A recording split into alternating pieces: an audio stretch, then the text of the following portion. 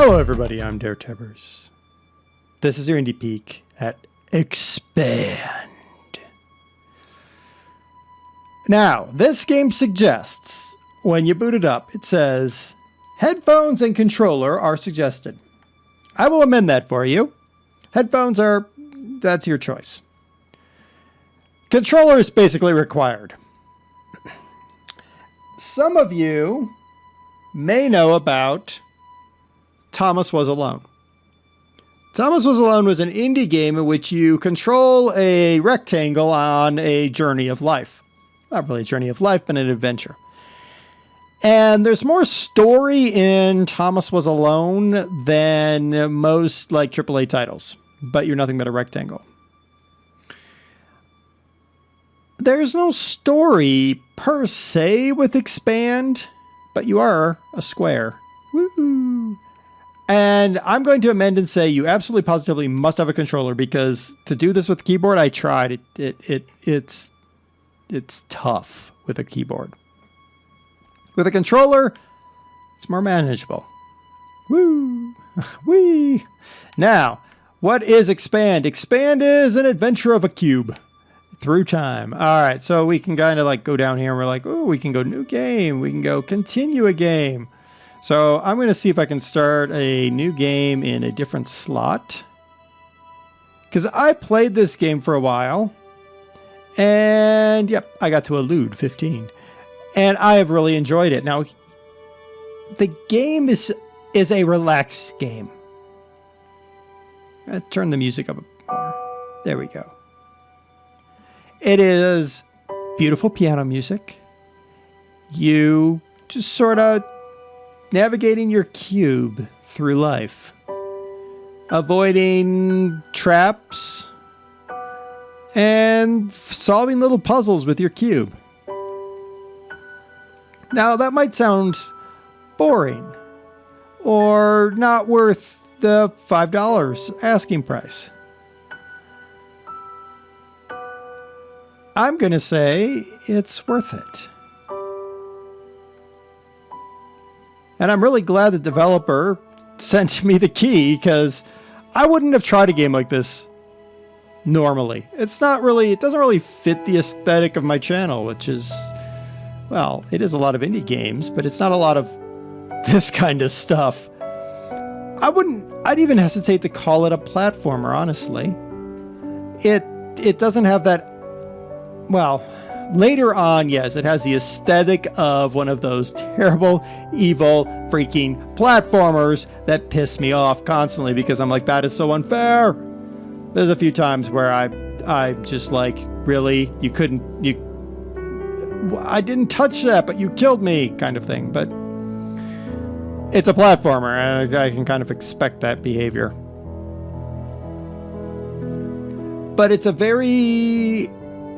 I think it's a very interesting relaxation game. It's not a game that you're gonna like, you might sit down and play 30 minutes of it. Or if you're having a really mellow day, or you're just like, your day's just been so tough, you might go and play these first levels. You see how easy I can sit here and talk while flowing through these levels pretty easily. And I like that, because it just lets you kind of relax. Now, it does ramp up the difficulty, and eventually you'll end up screaming at the screen and probably wishing that the developer had been less evil. But by the time you get there, you've probably mellowed out enough that you're just okay with that. And that's pretty cool. I know a lot of people would be like, I would never play a game like this. And that's fair enough. I'm actually terrible at games like this usually. But I like this. I can't really explain why. Some people have called it, I think Rock Paper Shotgun called it like the slow motion super hexagon. I can kind of see that too. Mind you, I haven't played Super Hexagon. I've watched people play it, because I'm not crazy. That's not true. I am crazy, but that's not the point. See if I can make this without dying an evil death of deathiness. That was easy enough. I died the first time I encountered that. again, the best part of the game is really, to me, the piano music. It sets the tone to the game very well. And you feel it's just a chill game. It's those kind of games that so often that we overlook in favor of the next AAA titled awesome game of whatever that we are going to play.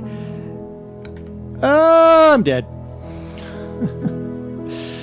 And it autosaves quite a bit. There are a few times. I have a few quibbles with the autosave, quite honestly. There's a few times I'm like, really? You couldn't autosave at the end of that sequence? But it's relatively rare that I have that anger induced at the autosave. Because usually I can tell exactly. It's like, there's the autosave. But it can get tough later. Run, run, run, run. Well, run is a relative term when you're a cube, I guess. Or a square. You're not even a cube. A cube? What's a cube? A cube is what I am. I think this game is worth taking a look at. We've now gotten to like the main part that I've gotten to, which is finding the missing pieces.